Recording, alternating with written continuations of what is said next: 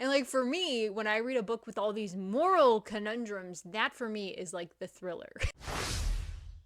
Hello there, this is Christaaaay from Dostoevsky in Space. Today I'm here with a review of Mansfield Park, and this just isn't a review, this is a fangirl moment. This is my favorite Jane Austen, so I thought I would dive into some discussion points because it's Febregency! Febregency is a readathon that I'm co-hosting with some wonderful ladies that I have all linked down below, including Emma the Bookish Princess and Jennifer Brooks from Jennifer Brooks and Stephanie from Miss Richards Reads. We're all reading books that were published during the Regency period in England's history. Obviously, Jane Austen's works fall into that period, so I just thought I would talk about Mansfield Park today and why it's actually the best. The reason for that is, of course, Fanny. Fanny's the best. Nobody deserves Fanny, but I will talk about why I do not hate Edmund, why I do not think the plot is boring, and other things. I will start with a very short, non-spoilery introduction to the plot. Then it will be spoilers full steam ahead, so just so you know, I'll let you know when that point comes. We start out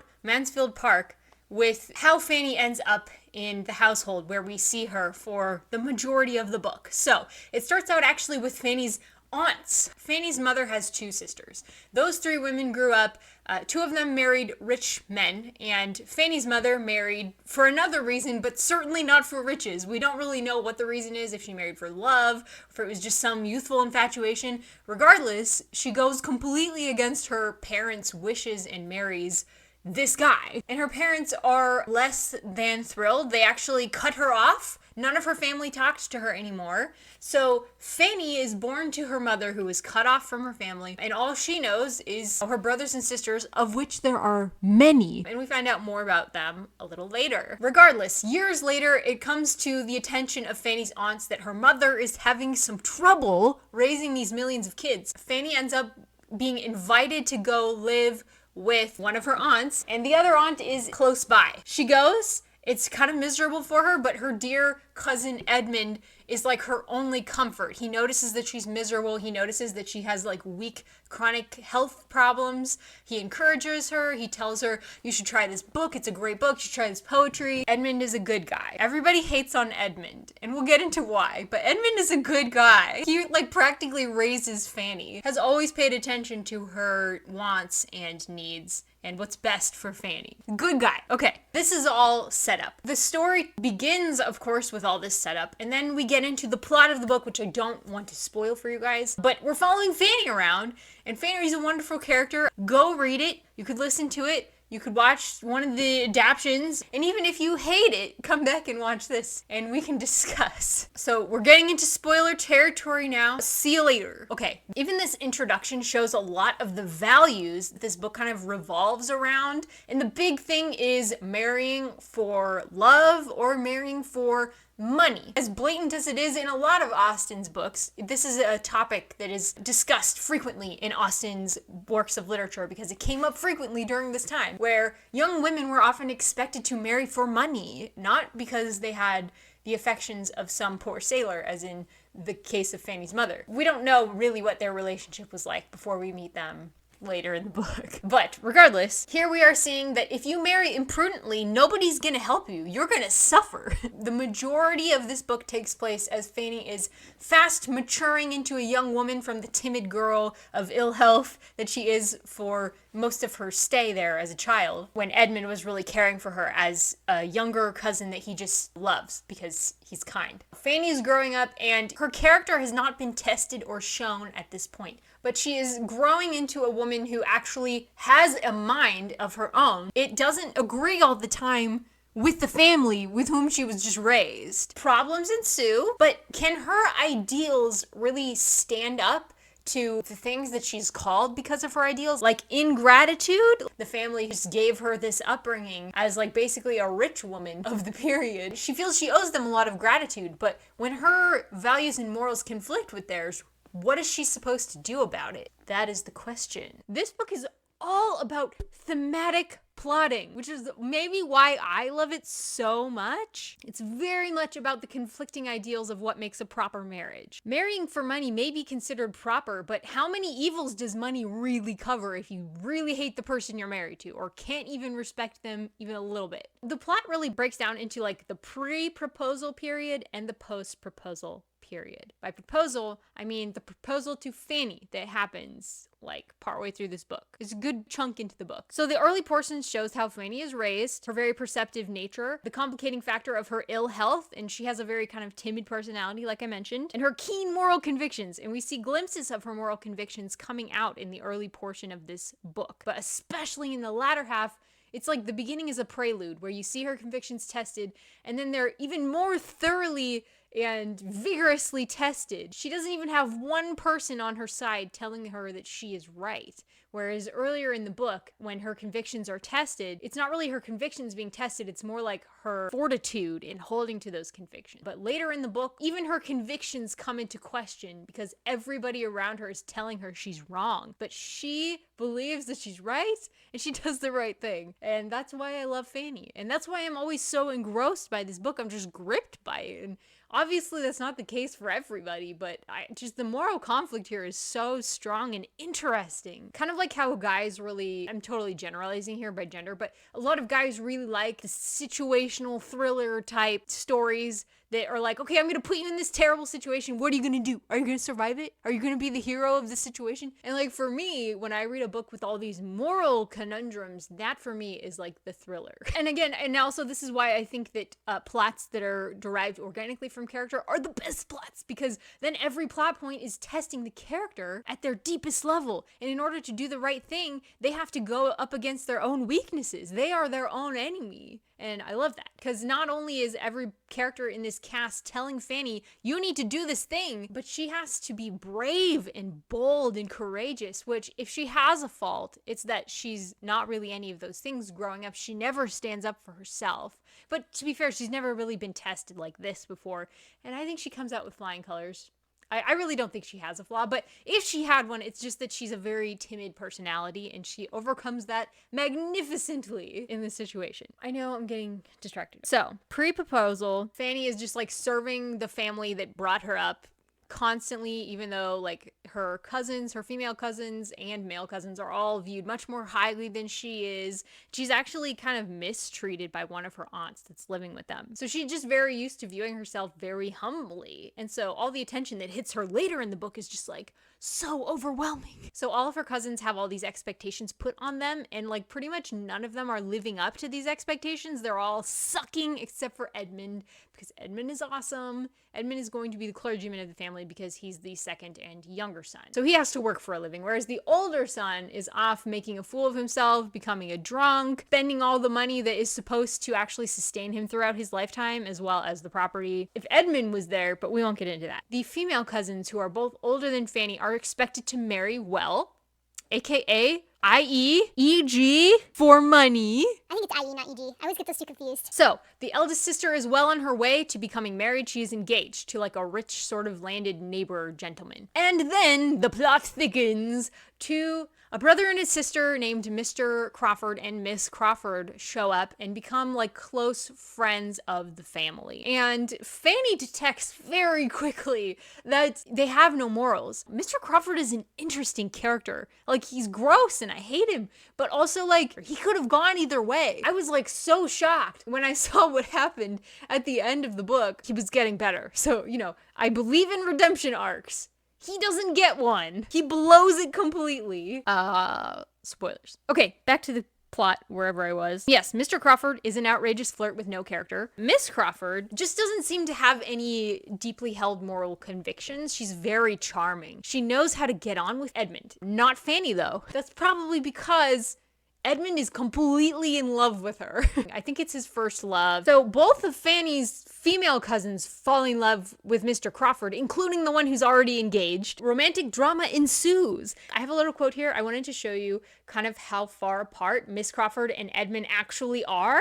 And so it's kind of cute and endearing that he thinks he can be like a good influence on her, and he sees all this good in her. He just has a kind heart, and he sees that there could be moral improvement in these characters. He sees down the line. This is what a good clergyman would do, right? He sees what there is now, what there could be in the future, and how to get the person there. I think he's just a little bit too kind-hearted about Mary Crawford, and that's because he's in love with her. Like we said, first love. I speak what appears to me the general opinion, and where an opinion is general, it is usually correct. Though I have not seen much of the domestic lives of clergymen, it is seen by too many to leave any deficiency of information. That's Mary.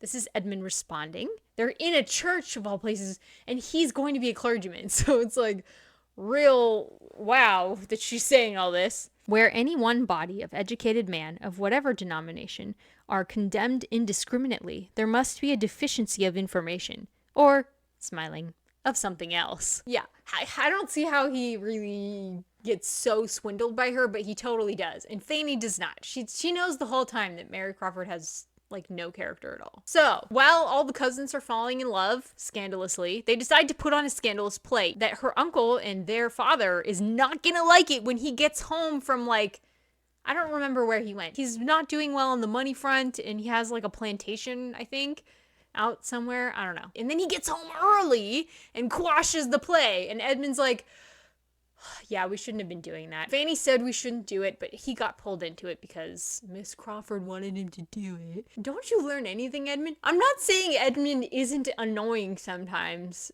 He is. Like, this is one of those moments where it's like, dude, get it together. Learn. But he doesn't learn quite yet. He has to go through some pain first. He's just so deeply in love. He's not really acting like himself. He actually starts kind of neglecting Fanny at this point for the first time since they met. So Fanny's pretty miserable. Fanny's eldest female cousin is miserable because she was about to break off her engagement because she was so in love with Mr. Crawford until she realized that he was not ever going to propose or marry to her. Her fiance is like really mad. Like, why are you just all over this Crawford guy? What's happening? Her fiance is not very smart. She has no respect for him. She's literally only marrying him because he's a respectable gentleman with money. At the last minute, in the nick of time, the eldest female cousin decides she will get married to her previous person. And she and the younger female sister head off to wherever they're living now. Is it London or Bath? Place names, they escape me. So they're gone. Edmund's gone.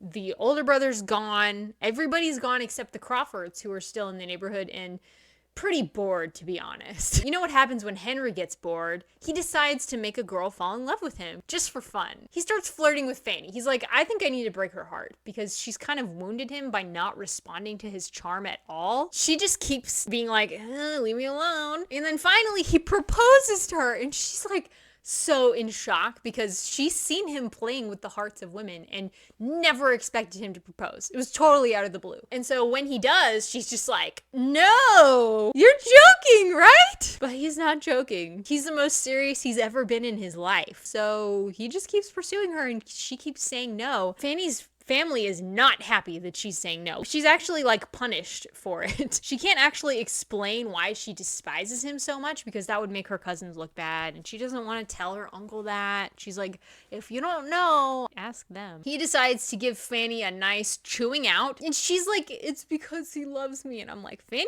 he's being a dum-dum. Fanny was by this time crying so bitterly, her heart was almost broke by such a picture of what she appeared to him. Self-willed, obstinate, selfish, and ungrateful. He thought her all this. She had lost his good opinion. What was to become of her? What becomes of her is that she's sent back to her mother and father for months, even though it's really bad for her health. She's chronic ill health and she's just forced to live in conditions that make it worse. And her uncle actually arranges this because he thinks she needs to learn a lesson about what it's like to live without money and marry without money. And then scandal breaks out with 3 of her cousins. The eldest male comes home dangerously ill due to his drinking problem. The eldest female runs off with Mr. Crawford, abandoning her husband And the younger female elopes with another man because she's afraid that after her sister's indiscretion, she's going to be locked in the house for forever. And she elopes with a man who just helped them with the play. So, not a winner. This is about Crawford. Would he have persevered, and uprightly, Fanny must have been his reward, and a reward very voluntarily bestowed, with a reasonable period from Edmund's marrying Mary. What a dramatic twist! He just couldn't be steady. Mr. Crawford just couldn't hang on. So, Fanny returns home to console her aunt and uncle and her cousin Edmund, who is also suffering because he cannot go marry Mary now. Mary just has very little issue with what her brother's done. She doesn't sense the moral wrongs with it. She's just like, now society is going to be scandalized. When Fanny returns home, she brings with her a younger, hardier sister who will be raised up in this family. And then Edmund finally recognizes that Fanny's the best and he marries her. She was, of course, only too good for him. My thematic analysis is that the interlude with Fanny's parents actually complicates the plot and theme quite a bit by showing that just because marrying for money doesn't necessarily result in a good marriage, which we see with the eldest cousin, neither is marrying imprudently, which is what happened to her mother. So you have to still be prudent, even though you want to marry not for money. You want to marry for love. Right? What does this actually look like? Fanny shows us how it's done. She forgives the man for all of his mistakes. They have communicated frequently and openly throughout this whole period, except for she wasn't about to tell him she was in love with him when he was in love with someone else. And they keep their faith at the center because he's a clergyman. So wonderful, excellent. It's a classic, girl maintains her virtue type of plot, which I love. I identified with this very strongly as a teenager, which is when I first read it. And it absorbed me much the way Jane Eyre did, and I think they're kind of similar in a lot of ways. Jane Eyre also has the virtue-tested theme. So in all of Austen's works have serious undertones, but many of them would have like more light, witty banter and some satire as well, whereas this one's just more serious. And I think that's because Fanny herself is more serious. As a heroine, I don't think it would really fit to have like a Lizzie style banter or an Emma style satire. It just wouldn't really work. She's a very serious moral individual, and I guess that's why it works for me so well. And of course, she's also got her ill health, and it's more drama than comedy, which is just generally how I roll. I prefer things that are like more serious and thoughtful with like humor thrown in. And I really like a heroine that's kind of an underdog that I can fully get behind because she's just completely awesome. So yeah, the story really reflects Fanny's point of view. Oh, I'm running out of room. I gotta go. Thank you so much for watching, guys. I'll talk to you next time. Leave me a comment down below what you think of Mansfield Park.